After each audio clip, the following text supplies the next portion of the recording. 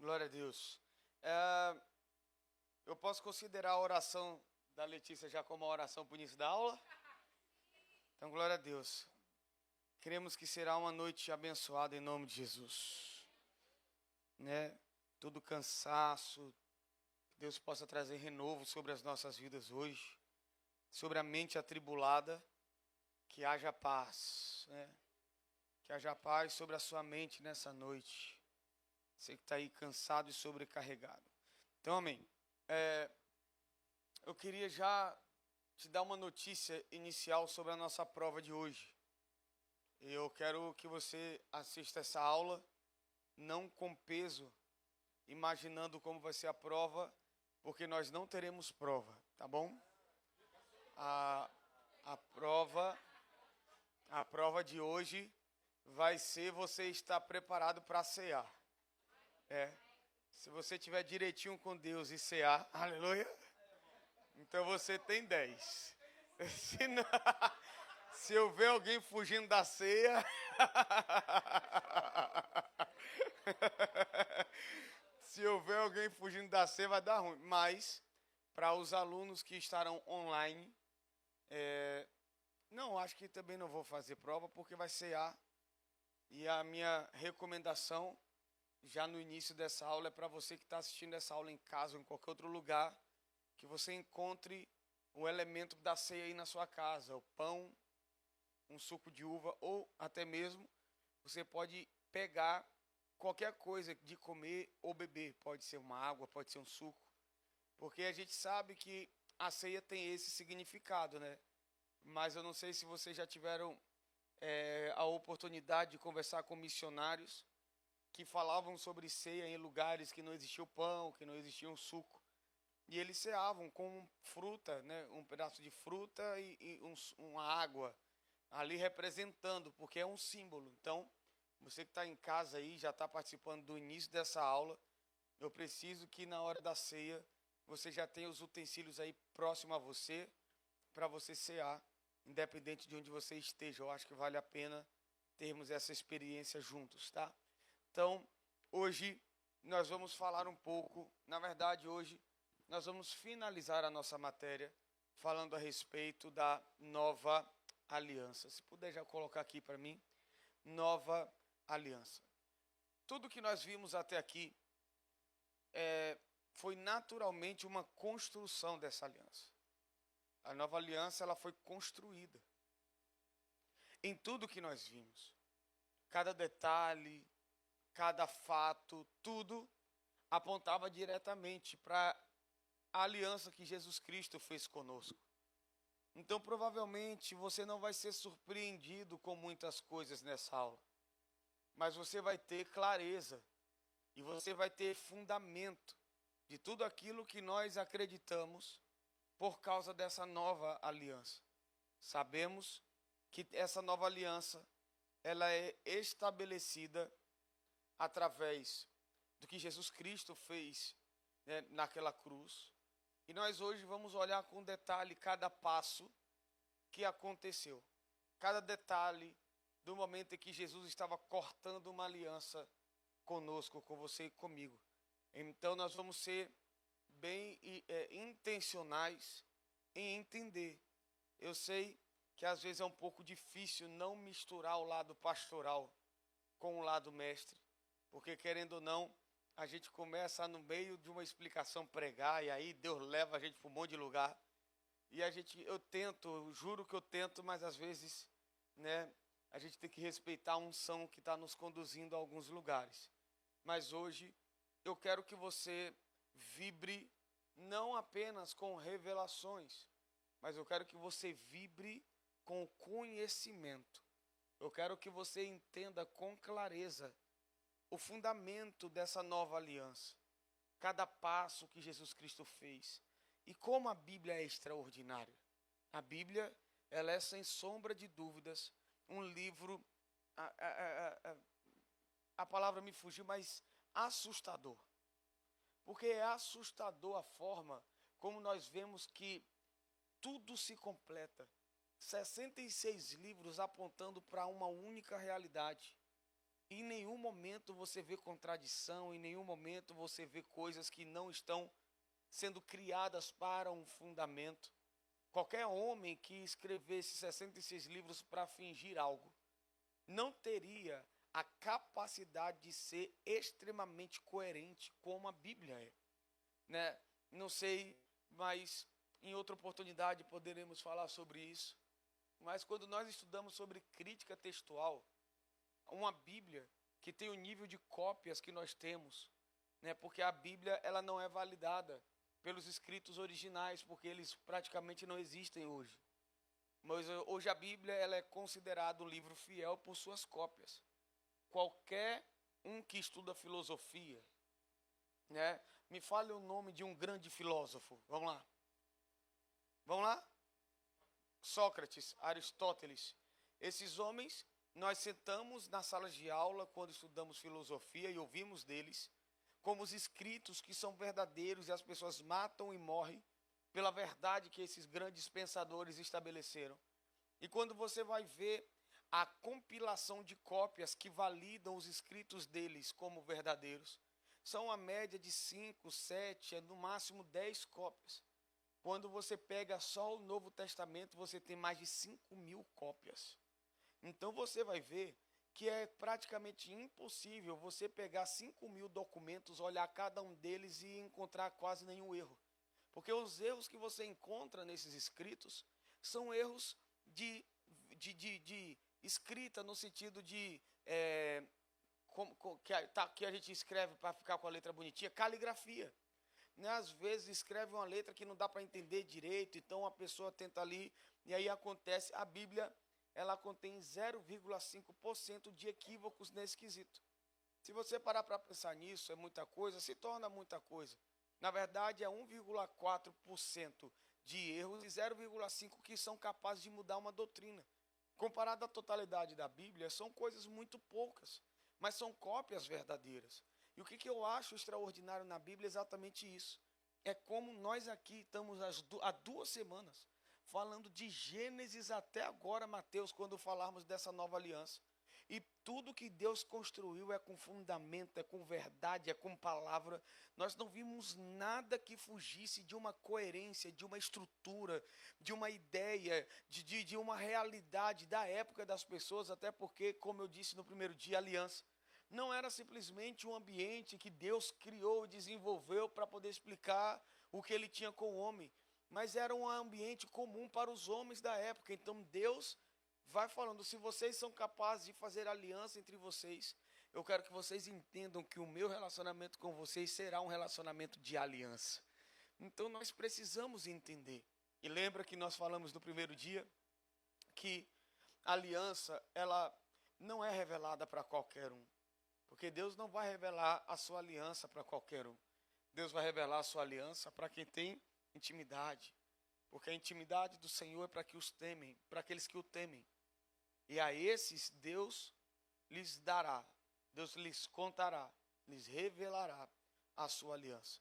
Eu acho que nessas 2 semanas, uma das coisas que mais cresceu nos nossos corações foi o temor ao Senhor. Porque entender que Deus construiu tudo isso para nos alcançar, para mim é extraordinário. Porque Deus não precisava fazer nada disso, nem por você, nem por mim. Ainda mais sabendo que nós não tínhamos nada para oferecer para Ele. Porque em uma aliança, geralmente é o fraco que procura o forte. Mas com Deus, é o forte procurando fracos. Então, isso para mim é, sem sombra de dúvidas, a maior realidade do Evangelho que me faz ter gratidão, honra e respeito, ao ponto de eu abrir mão de toda a minha vida para poder estar aqui hoje, para poder pregar, para poder viver o que vivemos como igreja, como ministério. Eu poderia estar vivendo tantas outras coisas, tive tantas outras oportunidades, mas Deus, Ele me chamou para algo, e eu não faço isso para ser bem-sucedido. Eu quero ser bem-sucedido no céu. Eu quero que no céu Deus olhe para mim e fale comigo, servo bom e fiel. É apenas isso que eu quero ouvir. E por amor, por respeito. Eu quero simplesmente honrar ao Senhor com a minha vida. Porque eu sei que a minha vida hoje é uma expressão de graça da parte de Deus. Porque Deus me amou, me resgatou, me transformou, me levantou para provar que Deus não usa pessoas perfeitas, Deus não usa os melhores, Deus usa quem está disponível. Aleluia. Eu só queria fazer uma pergunta. Quantos estão disponíveis aqui? Digam glória a Deus. Porque que você não é o melhor, Deus já sabe. Não precisa dizer, Deus, eu não sou bom. Deus, eu não sou o melhor. Disso Deus já sabe. Não precisa falar nada para ele, não. Mas Deus gosta desses, daqueles que não são para confundir, aqueles que pensam que são alguma coisa. Aleluia. Então essa é a graça do Evangelho. E eu queria hoje falar com vocês sobre a nova aliança. A aliança mosaica e a davídica, vocês podem ler depois com mais calma na apostila. E no livro que eu indiquei para vocês, a minha recomendação é compre o livro do pastor Leonardo Capuchin e leia. Você vai se sentir dentro dessa sala de aula. É como se você estivesse ouvindo a minha voz, mas na verdade vai ser a voz do pastor Léo, porque eu estava falando isso com algumas pessoas. Se você ouve a minha aula e acha que a aula é legal, você tem que ter aula com esse cara, porque assim ele é fora da curva. Né? Foi meu mestre, meu professor, e é um cara que eu tenho um enorme carinho e respeito, porque hoje eu herdo muita graça, não só da vida dele, como de um pastor grande amigo que me ajudou, me discipulou, o pastor Gustavo Poubel. Eu preciso ser grato a esses homens de Deus que me ajudaram a construir essa pedra bruta aqui, aleluia. Né? Eles tiveram muito trabalho. Você pode dizer um amém? Oh, glória. Mas é assim, vamos lá. Nova aliança. Hebreus capítulo 8, abra comigo.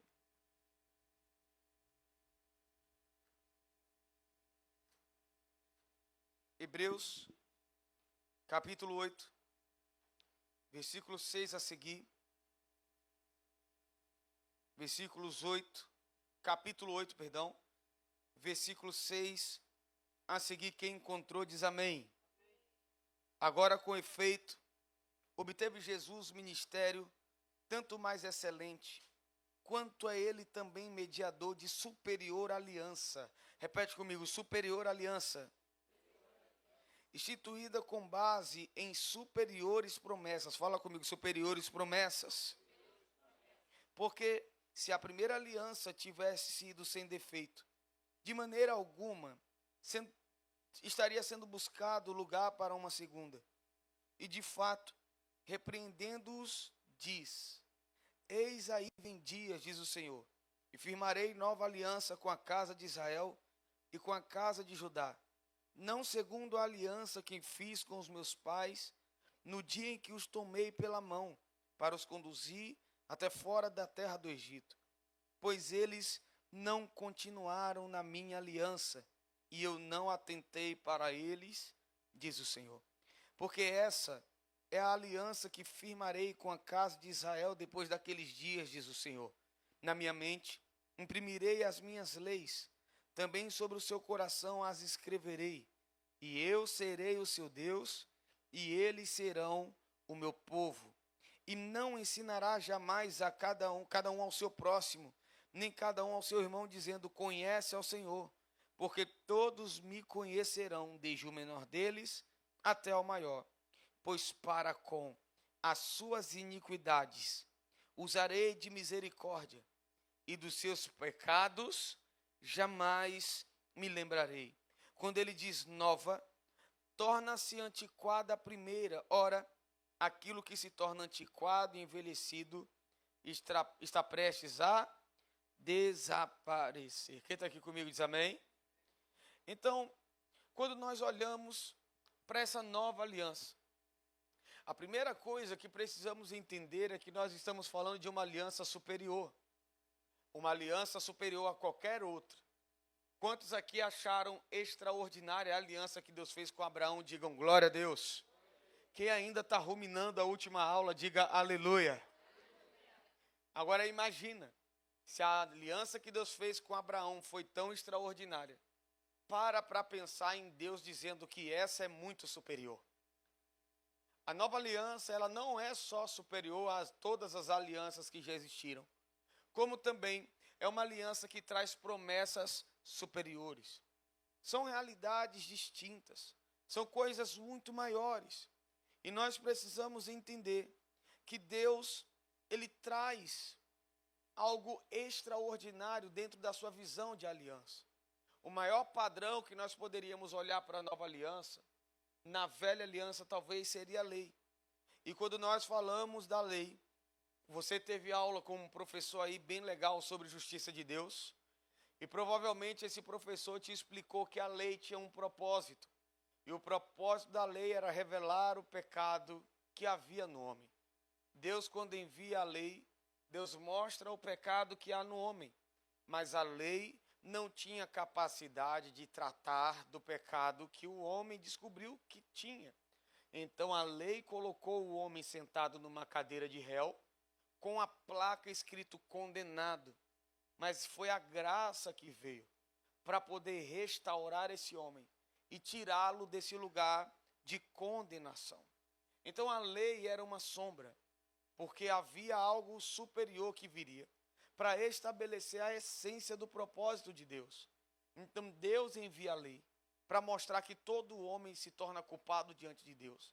E para que esse homem culpado reconheça a necessidade de justificação. Agora esse homem olha para Deus e diz: Deus, eu preciso ser justificado porque me descobri um pecador. Só que a lei não teve o poder de justificação, então Deus enviou Jesus, o seu filho. E Jesus, quando veio, ele veio para nos redimir, ele veio para nos restaurar, ele veio para nos arrancar desse lugar de pecado, ele veio para nos tirar da cadeira de réu e se assentar no nosso lugar, nos fazendo ser livres. E toda a culpa, toda a condenação, toda a maldição que havia de vir sobre nós, agora estava sobre ele. E como Isaías profetizou, ele vai dizer que por suas feridas nós fomos sarados. Então nós sabemos que tudo o que aconteceu no Velho Testamento veio para cumprir a essência da graça do Novo Testamento através de Cristo Jesus, mas não apenas através de atitudes, mas através da aliança que Deus estabeleceu com o homem através de Jesus, que é a nova aliança. E a velha aliança, ela tem diferenças da nova aliança. Todas as alianças que vimos até aqui, incluindo a mosaica, incluindo a davídica, nós vamos perceber que todas têm o mesmo padrão: o sangue derramado, sangue de animais. Na nova, é o próprio Deus que vem à terra, se faz homem e derrama o seu próprio sangue. Quando eu olho para a velha aliança, os animais eram mortos. Na nova aliança, Jesus é crucificado. O que era símbolo no Velho Testamento, o que era símbolo na velha aliança, se torna real na nova aliança. E nós sabemos que Deus, ele precisava estabelecer algo próprio, algo perfeito. Porque se a velha aliança fosse perfeita, como lemos agora no texto, não haveria necessidade alguma de Deus estabelecer uma nova. Porque qual o sentido de Deus fazer uma nova se a velha ainda estivesse no seu alto nível de valor? Então Deus sabia que tudo do Velho Testamento, tudo das velhas alianças, eram realidades ou sombras que apontavam para uma verdadeira aliança. E é por isso que os sacrifícios, eles tinham que ser renovados. No tabernáculo, a cada uma vez no ano, ou cada ano, o sacerdote tinha que entrar para oferecer sacrifícios. Eram realidades porque a cada ano tinha que ser renovado o poder de um sacrifício. Por quê? Porque o sacrifício de animais não eram sacrifícios perfeitos. Porque o sacrifício perfeito, ele precisava ter duas características. Repete comigo: o sacrifício perfeito tem duas características. Aí me pergunte quais. Primeira característica de um sacrifício perfeito era que quem estava sendo entregue para ser sacrificado tinha que ser perfeito, tinha que ser sem pecado. Então não poderia haver pecado no sacrifício, não poderia haver sujeira em quem estava sendo entregue para o sacrifício.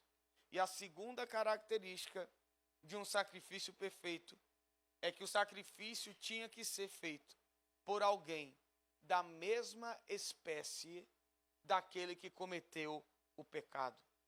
Foi um animal, foi um cordeiro, foi um carneiro, foi um boi, foi uma cabra que comeu aquele fruto no Éden, sim ou não? Gente, pelo amor de Deus, sim ou não? Não, não foi.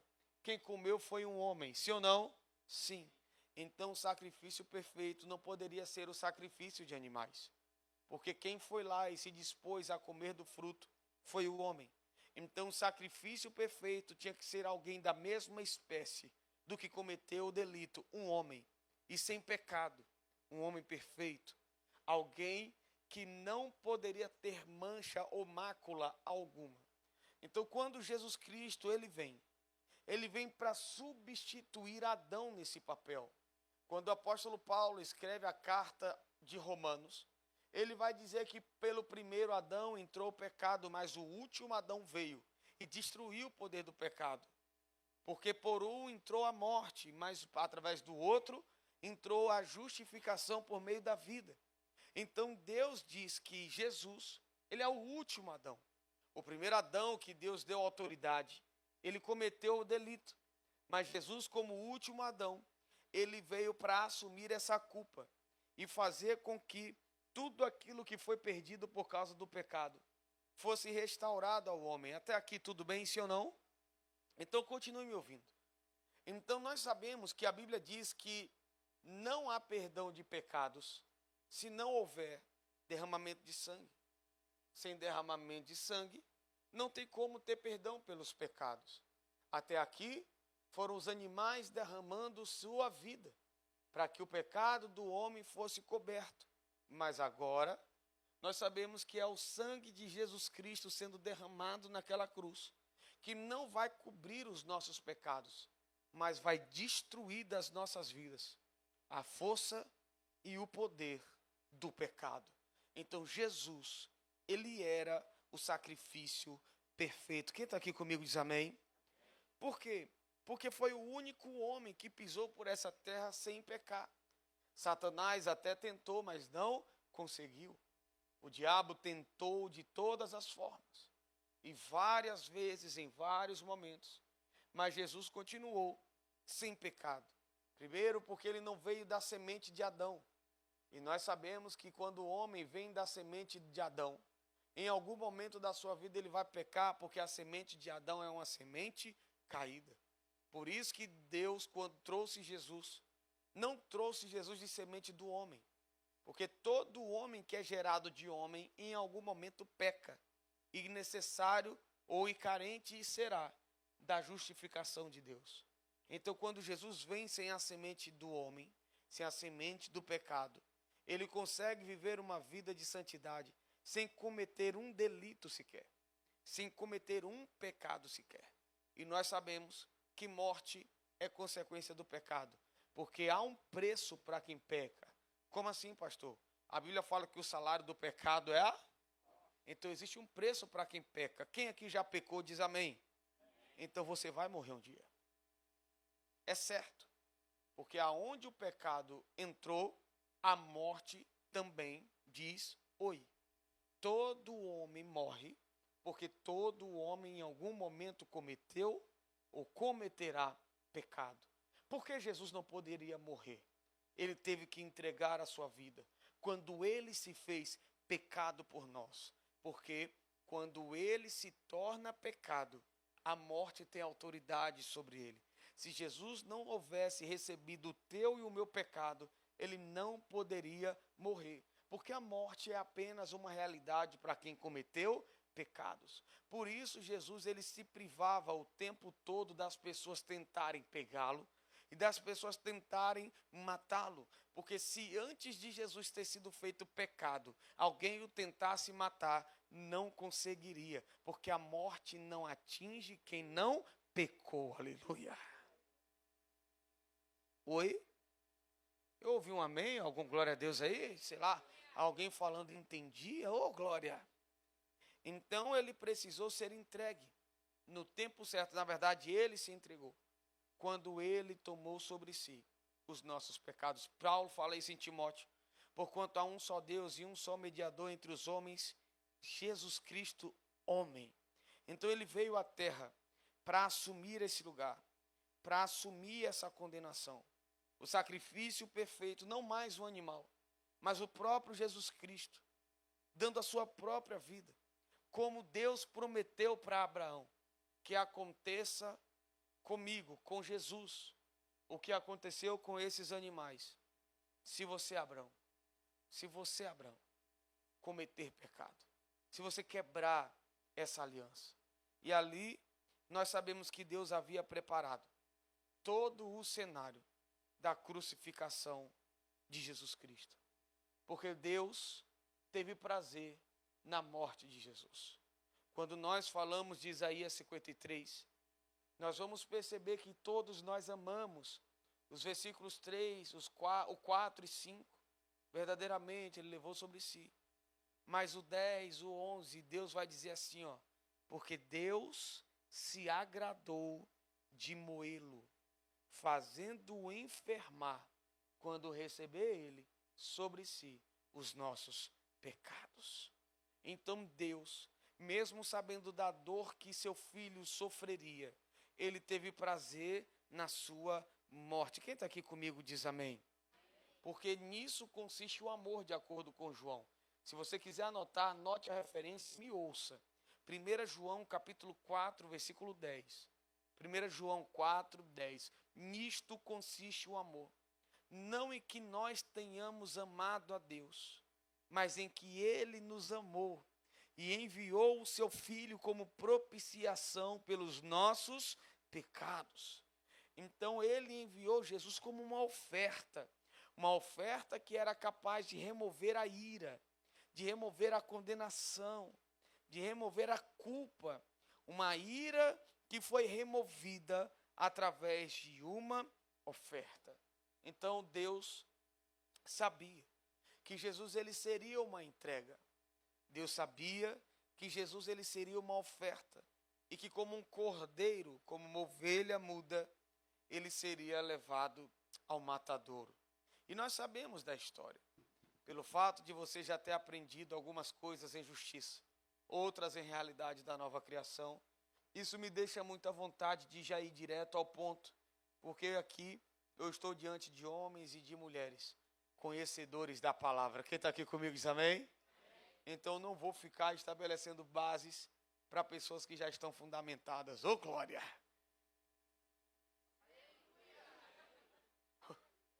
Vou até beber água depois dessa. Então, nós sabemos que Mateus 27, você vai ver o momento em que Jesus ele é crucificado. E naquela cruz, ele corta uma aliança. É na cruz que Jesus ele estabelece uma aliança. Um caminho de sangue, um caminho de dor, um caminho que envolve um sacrifício pessoal, sacrifício de um homem que amava mais a Deus do que a si mesmo. E a Bíblia vai dizer que naquela cruz muitas coisas aconteceram. Foi naquela cruz que Jesus olha para Deus e pela primeira vez na história ele fala Eli, Eli, lama sabachthani, que quer dizer Deus meu, por que me desamparastes? Foi nesse momento em que pela primeira vez na história você vai ver Jesus chamando Deus de Deus. Se você ler a sua Bíblia, em todos os evangelhos até esse momento, Deus sempre foi chamado por Jesus de Pai. Aquele que vê a mim, vê o Pai. Quando você tiver que orar, ore, Pai nosso que estás nos céus. Pai, se possível, afaste de mim esse cálice, porque tudo que eu faço, eu vi o Pai fazer, porque aqueles que o Pai me dá, eu jamais deixarei se perder. Em outras palavras, Jesus, ele o tempo todo caminhou diante do Pai como filho. Só que na cruz, quando o pecado de toda a humanidade estava sobre ele, quando a maldição de toda a humanidade estava sobre ele, porque a Bíblia diz, maldito é todo aquele que for pendurado em um madeiro. Quando o pecado que estava sobre você caiu sobre ele, naquela cruz. Então houve uma separação. Deus não poderia mais tratá-lo como filho, porque o pecado agora estava impedindo um relacionamento. Como Isaías 59, a Bíblia fala, né, que o teu pecado faz com que uma barreira seja estabelecida entre mim e você, fazendo com que a tua oração não seja ouvida, porque Deus vira o rosto para não ouvir as orações feitas naquele lugar. Deus não se relaciona onde há pecado. Deus não tem comunhão aonde há pecado. E não adianta você dizer que você é filho de Deus e está em pecado. Nós estávamos ontem falando ali na sala sobre isso.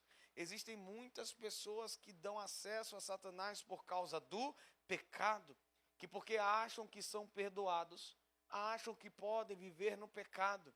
Mas o pecado é um ambiente onde Deus não se relaciona. Deus não habita onde há pecado. Uma coisa é você tropeçar e cair na lama.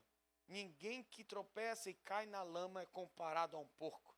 Mas de acordo com o apóstolo Pedro, aqueles que saíram do ambiente da salvação e da graça e voltaram para se deitar como porcos na lama, é uma outra coisa. Tropeçar e cair na lama é uma coisa. Agora, mergulhar e fazer da lama o seu habitat natural é uma outra questão. Nós, como filhos de Deus, podemos até tropeçar e cair na lama, mas nós vamos nos lavar, limpar as nossas vestes e seguir como filhos. Aqueles que não são filhos, eles não vão se lavar, porque a lama é natural para quem é um porco.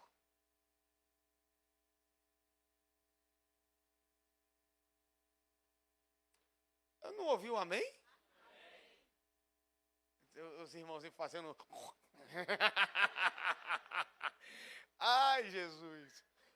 Volta aqui para a aula. Jesus, me comporta, tenho que me comportar hoje. Olha aqui. Então, nós sabemos que naquele momento, Jesus ele leva sobre si todo o pecado. E ali começa aquela trajetória. Jesus ele morre fisicamente. Você que é mulher, a Raíssa falou muito bem sobre isso aqui, né? E logo depois Jesus ele vai ao inferno. Ele vai ao Hades. E lá, 3 dias e 3 noites, não vou ter como te contar todos os detalhes, já falei um pouco sobre isso, em justiça. Mas ali, é naquele lugar, naquela cruz, aonde Jesus é maltratado, seu sangue é derramado, que a aliança é estabelecida. É ali que Deus começa a cortar e a estabelecer todos os passos da nova aliança. Todos os passos dessa nova aliança aconteceram na cruz. Porque ali Jesus, ele foi literalmente esmagado. Mesmo sabendo que não foi na cruz que começou o esmagamento. O esmagamento de Jesus começou no Getsemane. Lá no Getsemane ele começou a ser esmagado. Lá no Getsemane, que é o lugar da prensa, o lugar onde as azeitonas eram prensadas para que o azeite pudesse fluir. Então ali, Jesus ele começou a ser esmagado. A primeira gota de sangue que Jesus derramou, ele não derramou na cruz. Ele derramou no Getsemane. A Bíblia diz que ele entrou num lugar de angústia tão absurdo que ele, pelos seus poros, liberou sangue. Ele suou gotas de sangue. E todos nós sabemos que o Getsemane é um jardim. E da mesma forma, Deus estava nos ensinando isso. Porque a primeira gota de sangue que Jesus derramou foi num jardim. No mesmo lugar, no mesmo ambiente, onde o primeiro pecado aconteceu. O homem, ele pecou pela primeira vez no jardim do Éden. Mas agora Jesus está em um jardim, derramando a sua primeira gota de sangue. E dali ele foi até a cruz. Porque Deus, através de Jesus, ele fez um caminho.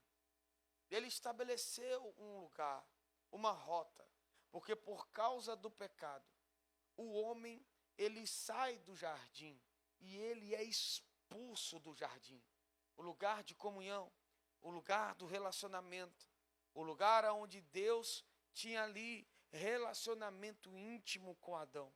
E por causa do pecado, ele foi expulso do jardim.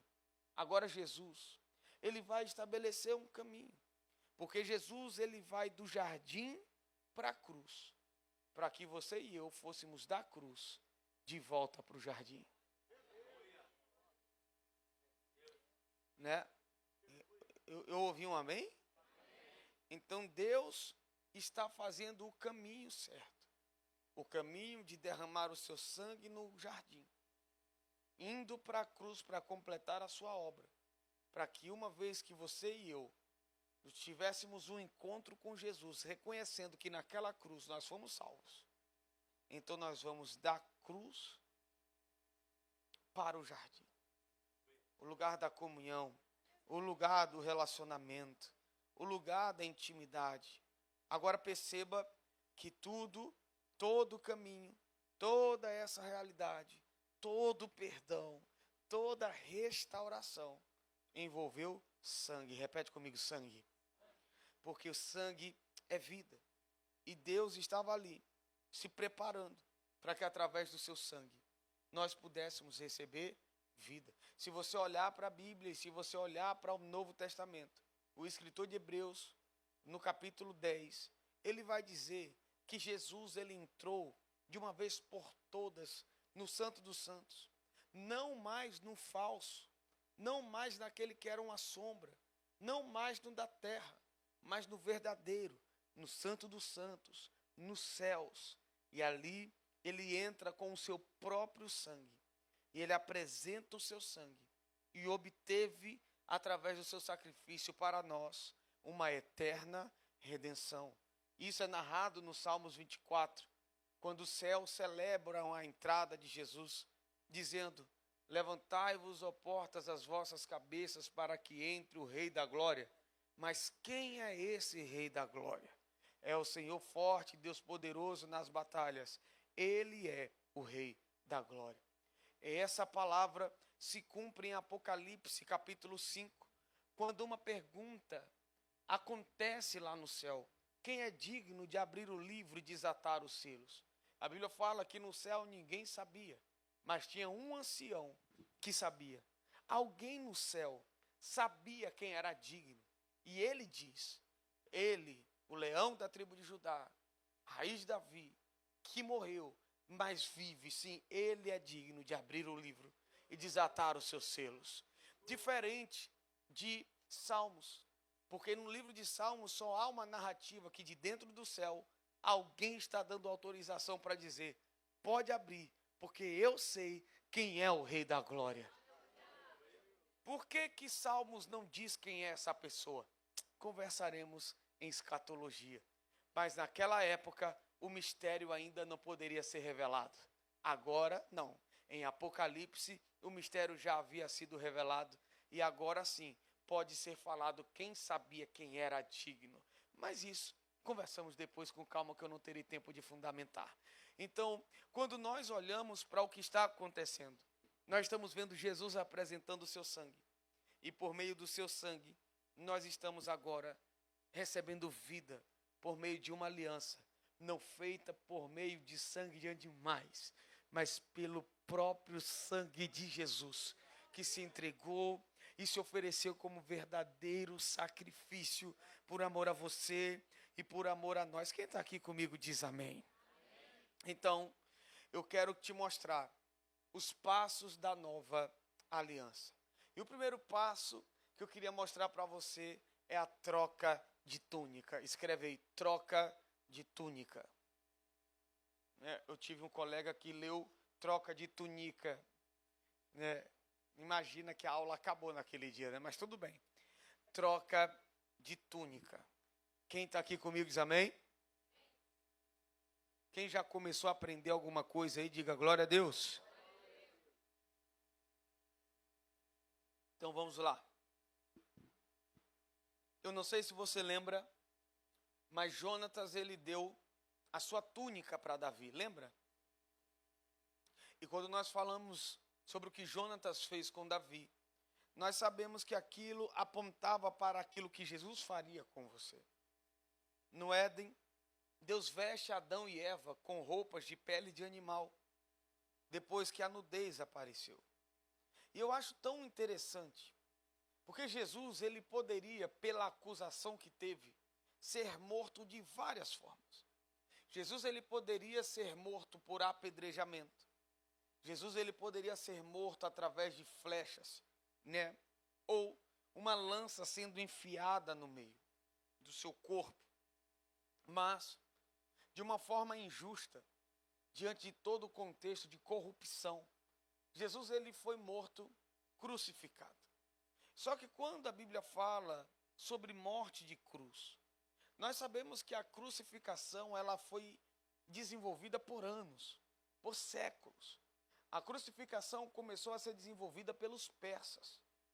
E através da Grécia, ela se tornou um pouco mais real, e Roma foi quem de fato chegou à conclusão do que era a melhor morte por cruz.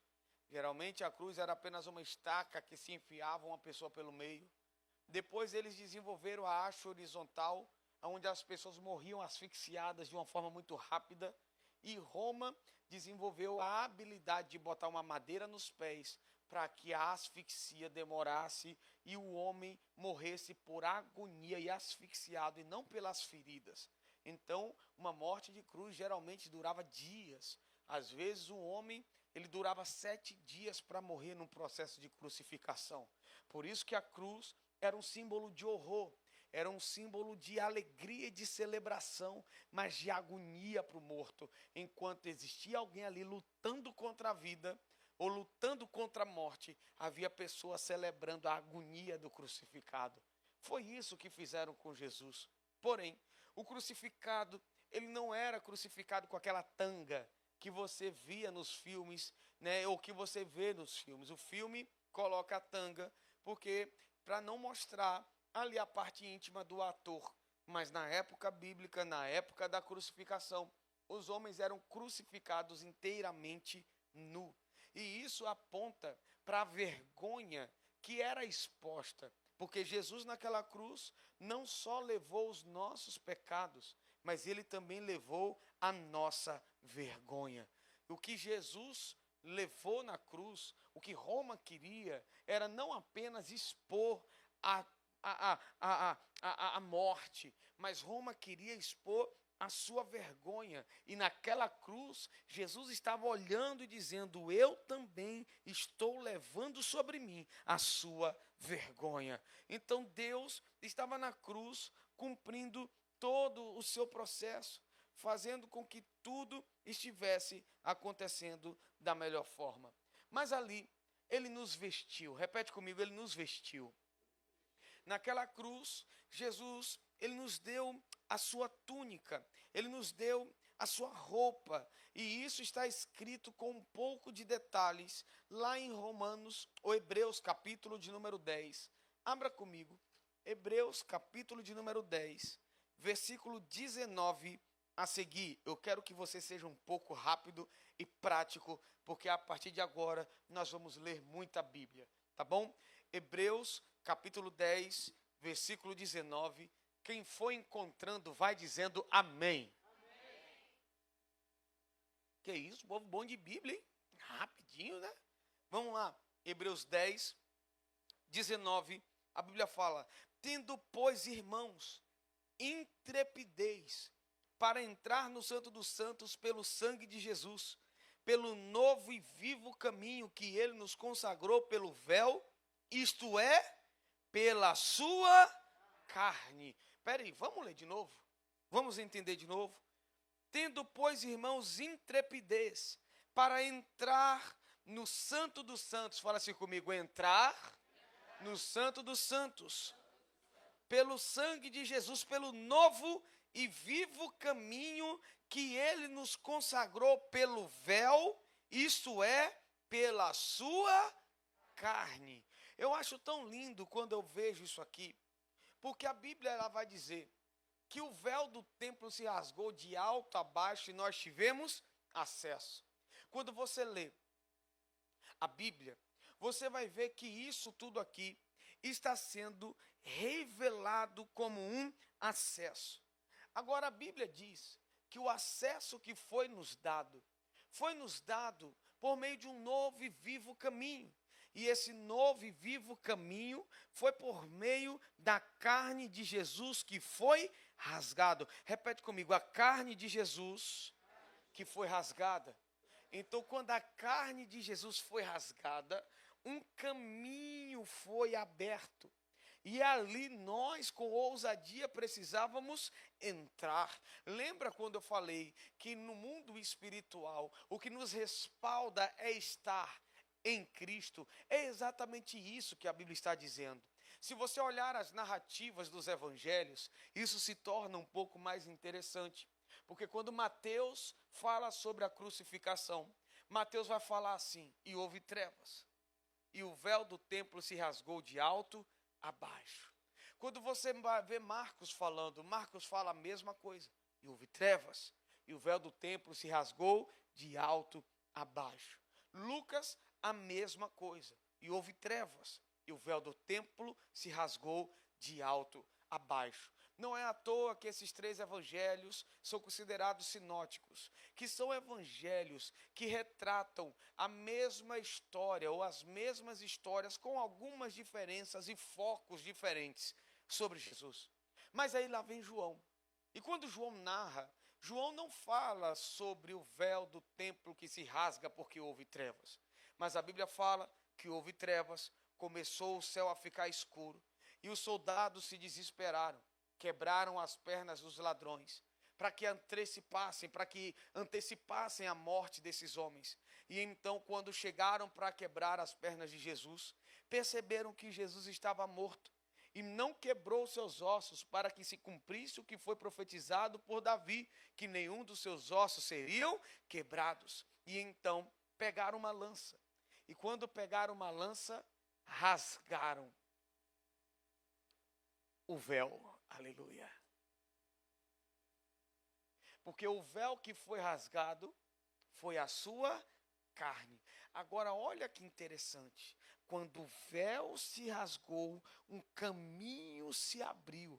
Mas o caminho não era para o templo. O caminho era para estar nele. Aquele que está em Cristo, dentro de Cristo. É assim que a Bíblia fala. A Bíblia fala que essa preposição em nos dá a ideia de estar dentro.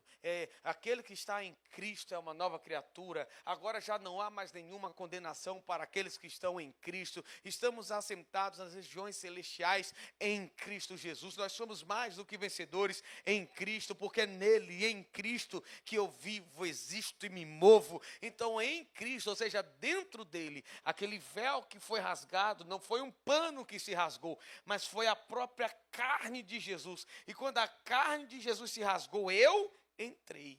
E agora eu estou vestido com uma túnica. Porque a túnica que me veste nessa aliança não é a roupa de um animal. A túnica que me veste nessa aliança não é a capa de um homem. A túnica que me veste nessa aliança é o próprio corpo de Cristo. Por isso que a Bíblia fala: de Cristo vos revestistes. Fala assim: eu estou vestido de Cristo. Aleluia. Não foi à toa que é a partir desse momento que a igreja surge. Agora, vamos parar para pensar num detalhe. Quem aqui está em Cristo diz amém? Amém.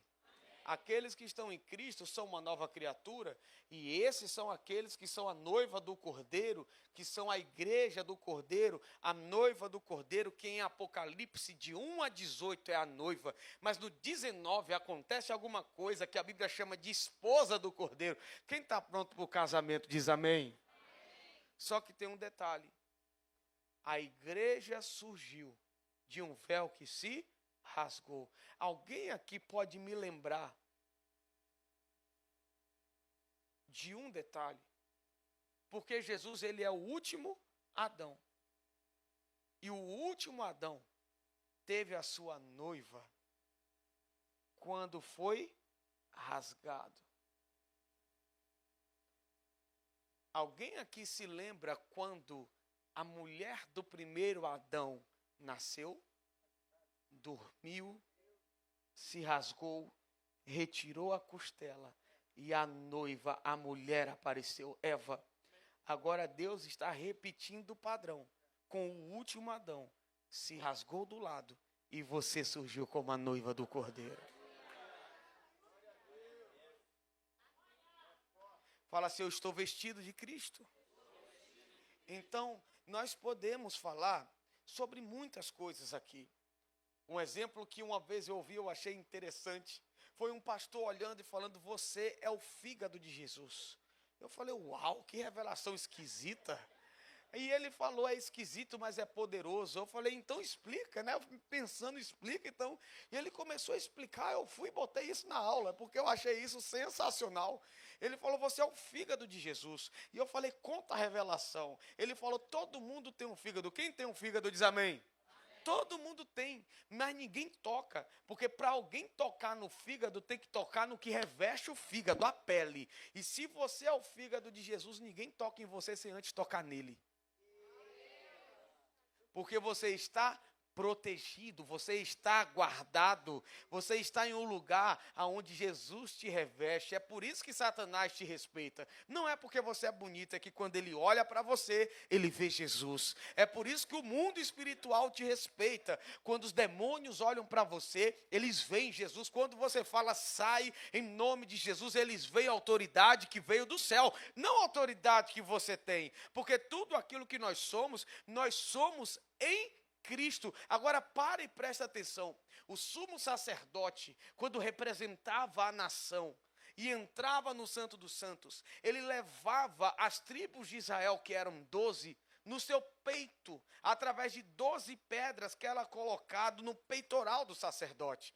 Ali, quando o sacerdote entrava no Santo dos Santos, Israel entrava com ele. Por quê? Porque ele estava representando toda a nação, levando a nação no peito. Hoje, quando Jesus chega na presença de Deus, ele não te leva no peito, ele te leva dentro dele.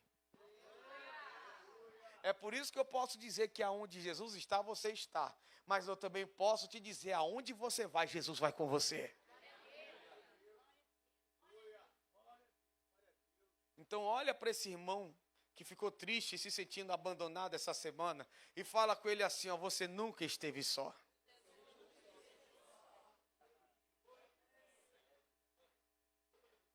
Ô glória, quem está aqui comigo diz amém. Quem está aqui comigo diga glória a Deus. Então nós somos abençoados porque estamos vestidos dele. Estamos dentro dele. Guardados nele. Quem está aqui comigo diz amém. Então Deus, ele sabe que o que somos hoje, não somos por mérito. Ninguém aqui é bom o suficiente para estar nesse lugar. Ninguém aqui tem capacidade de viver essas coisas em Deus. Porque nós, por nós mesmos, jamais conseguiríamos. Mas em Cristo, nós podemos tudo. Porque a autoridade, o poder, a unção, a graça, tudo que vem, é porque nós estamos nele. E somos abençoados porque estamos nesse lugar. E você sabe de uma coisa? Deus já havia nos mostrado isso. Nós é que não entendemos. Deus já havia revelado. Nós que não tínhamos a compreensão desse nível de revelação. Posso te contar uma história bíblica? Sim ou não? Sim. Então vamos lá. A Bíblia vai falar sobre um patriarca, filho de Abraão, Isaac. Eu não sei se você lembra de Isaac, mas Isaac ele teve 2 filhos, Esaú e Jacó. A mulher de Isaac, Rebeca, não é a Rebeca? Uai, gente, pelo amor de Deus, todo mundo aqui pensando, meu Deus, quem que é? Quem que é? Será que é ela mesmo? O pastor está zoando comigo? Não, vamos lá, gente, quem que é a mulher de Isaac? Rebeca. Só que Rebeca gostava mais de um filho do que do outro. Rebeca gostava mais de Jacó.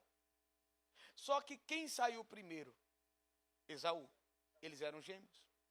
Porém, quem saiu primeiro e herda a primogenitura. Então, Esaú é o primogênito. Jacó é o próximo. Quando a Bíblia fala sobre a bênção de Abraão que nós estudamos, a Bíblia fala de uma bênção que é dada do patriarca para o primogênito. Isaque, o único filho da promessa, herdou a bênção de Abraão. E agora o seu primogênito herdará a bênção de Isaque. Assim como o primogênito de Jacó herdará a bênção de Jacó. Assim como o primogênito de Deus herdou a bênção de Deus. E nós nos tornamos herdeiros, na verdade, co-herdeiros, recebendo a mesma herança do primeiro, que é Jesus. Então Deus sempre trabalhou com primogenitura. E o direito da bênção era do primeiro. O outro, ele poderia se tornar maldito, o outro poderia se tornar, porque a bênção estava determinada sobre o primogênito. Então a bênção estava sobre Esaú. Jacó era apenas um outro filho de Isaque e de Rebeca. Só que a Bíblia fala que Isaque estava velho. Isaque já estava cego. Na verdade, a sua visão já não estava boa. Então ele não conseguia enxergar direito. E quando nós não enxergamos, nós aguçamos os outros sentidos. E então chegou o tempo próximo da morte, que Isaque precisava empreitar a bênção sobre o seu primogênito. Então Isaque chama Esaú e fala: Esaú, meu filho, eu preciso te abençoar, mas para isso eu quero que você prepare um cozido para mim. Vai, caça um animal, ou seja quem você precisa ser daqui para frente. Caça um animal, prepara ele, cozinha e traz para mim. E então Rebeca ouve e chega para Jacó e fala: Jacó, teu pai vai abençoar Esaú. Então corre você na frente e recebe tu a bênção. Aí Jacó fala: mas mãe, não tem como. Esaú é Esaú, eu sou eu. Esaú é diferente, a voz é diferente. Esaú era peludo, Jacó era lisinho, né? Não tem aqueles homens da unção do Tony Ramos, né? Parece um lobo, parece um... Então, todo peludo, Jacó era peludo. Esaú era peludo, Jacó não. Só que aí Rebeca fala assim, ó: eu vou preparar um cozido. E o animal que você vai matar, você vai trazer ele. O que Rebeca fez? Preparou o cozido. Pegou a pele do animal, retirou, colocou sobre Jacó e disse para Jacó: entra, entrega e recebe a bênção. Então Jacó fala: meu pai, eu trouxe o teu cozido. Isaac fala assim: mas rápido desse jeito. Achou estranho que foi muito rápido, mas tudo bem. Isaac percebeu que tinha alguma coisa errada.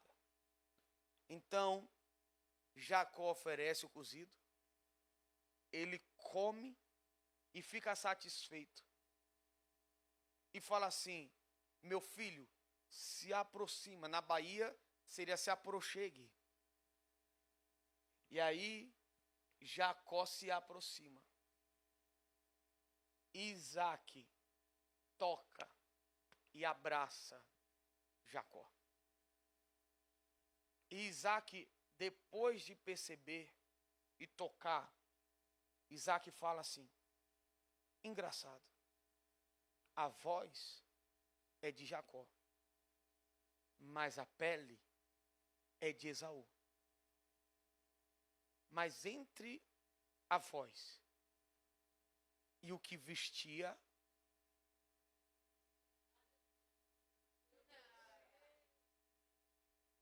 Isaac estende a mão e abençoa Jacó, dizendo: a voz é de um pecador enganador, mas está vestido de Jesus? Então eu vou abençoar. Jacó foi abençoado por aquilo que vestia ele. A voz é de um enganador, a voz é de Jacó, mas se está vestido de Esaú, eu te abençoo. Na cruz foi a mesma coisa que Jesus fez com você e comigo. Quando Deus olha para você, Deus fala, é a voz de um enganador, é a voz de um pecador, de alguém que é falho, mas está vestido de Jesus. Eu abençoo, aleluia. Fala assim, eu sou abençoado, porque eu estou vestido de Cristo. A autoridade vem disso, né? Há um tempo atrás eu preguei aqui e falei sobre isso. Uma carreta vem de lá para cá, e um policial vestido de roupa, Polícia Federal, entra na frente da carreta, estende a mão e apita. A carreta sabe que pode destruir aquele policial, mas ele vai parar. Por que ele vai parar? Não porque o policial é grande, forte. Não, mas ele vai parar porque reconhece a autoridade que veste aquele homem. Satanás, ele tem limite para agir na tua vida. O inferno tem limite. Basta que você se posicione, estende a mão e diga, aqui não. E ele não vai ter para onde correr. Sabe por quê? Porque ele não te respeita. Mas ele tem que respeitar quem te veste. Meu Deus. Escreva aí. Troca de armas. Troca de armas.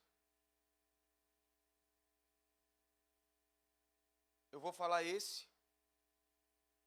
E nós vamos para o intervalo e voltamos. Troca de armas. Você lembra que quando Jonatas troca a túnica com Davi, ele também dá o cinto com as armas, simbolizando proteção, dizendo, quem for contra você vai contra mim. As suas guerras são as minhas guerras.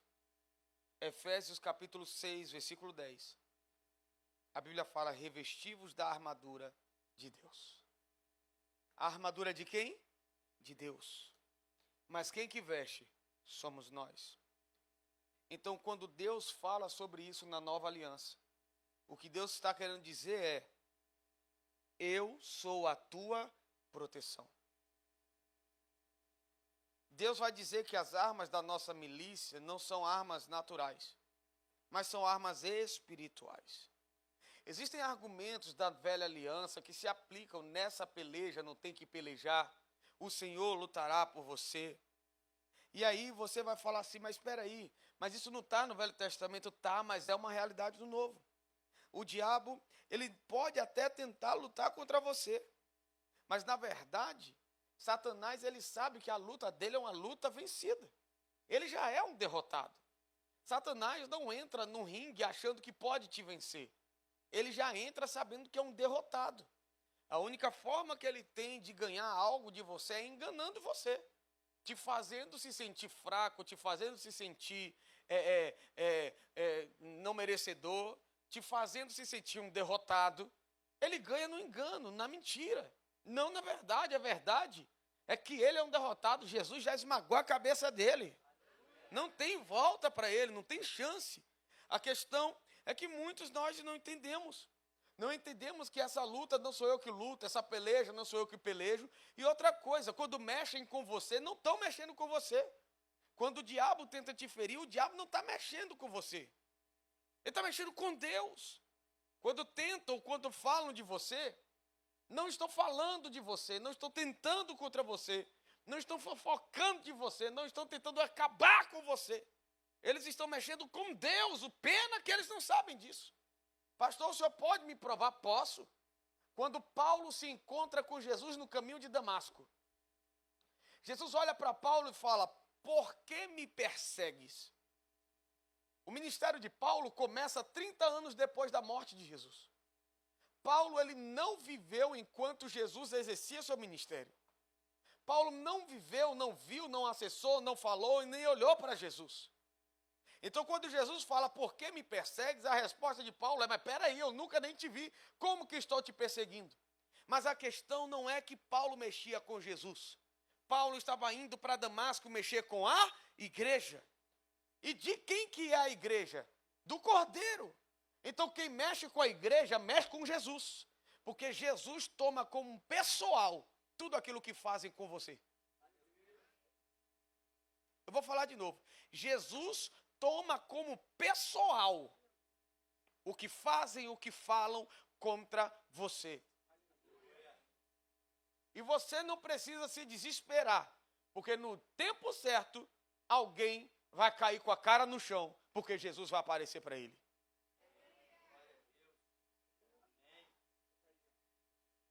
Aí eu falo, nessa batalha não tens que pelejar, porque aqueles que te amaldiçoarem, Jesus também vai ter que amaldiçoar. Quem for contra você, vai contra ele. Quem se levantar contra você, se levantará contra ele. Teus inimigos serão inimigos dele. Por quê? Porque ele entrou nessa aliança para te dizer, estou te dando a minha armadura para dizer, você está protegido, você está guardado, você está preservado. Quem é preservado por Deus aqui? Diga glória a Deus. Você não precisa lutar, você não precisa se preocupar, só esteja vestido. É para lutar? Não. A Bíblia fala que nós vestimos a armadura para depois de ter vencido tudo, permanecer inabalável. Não vestimos a armadura para lutar, vestimos a armadura para continuar na posição de vitória que Jesus conquistou para nós. Eu acho engraçado os crentes que morfam, né, para orar. Né, quando vai para o campo. E agora eu visto o capacete. E agora Deus me veste com a couraça. Eu imagino Deus lá do céu falando, uai, estava assim? Estava assim. Os sapatos, as sandálias, da preparação do evangelho, eu calço. Toda vez que eu vejo alguém, o povo da libertação que gosta de fazer essa oração, que vem com essa oração, eu imagino na hora, é hora de morfar. E aí aquelas coisas entrando, eu sou o Power Ranger. Essa é a impressão que eu tenho. Mas eu fico imaginando Deus lá do céu, falando assim, mas peraí, essa armadura tu não usa para lutar. Você usa ela para continuar na posição de vitória. Porque todo ataque do inimigo você vai estar protegido. A tua mente vai estar protegida. A tua retaguarda vai estar protegida. O teu peitoral vai estar protegido. Tudo vai estar guardado. E você ainda vai ter uma espada, que é a palavra, para poder atacar e acabar com tudo ao teu redor. Então, assim, as pessoas às vezes têm umas ideias, né? É legal. Vamos orar. Pai, agora. Sai. Oh, o capacete, velho. Tá. Não. Fala assim, eu já estou vestido. Aleluia. Fala assim, eu já tenho as armas. Fala assim, eu sou protegido e guardado. Aleluia. Se eu pudesse falar uma coisa, se veste de Jesus e vai para a guerra, irmão. Vai viver o que Deus tem para fazer na sua vida. Vai para dentro. E deixa que do diabo, ele cuida. Tá? Vamos para o intervalo. 8h45, 9 horas nós voltamos. Tá bom? Nós vamos continuar aqui a nossa aula. Eu tenho umas coisinhas boas ainda para falar para vocês. A gente ainda tem que cear hoje, a gente tem que fazer os movimentos aí. Vai lá. 15 minutinhos a gente volta.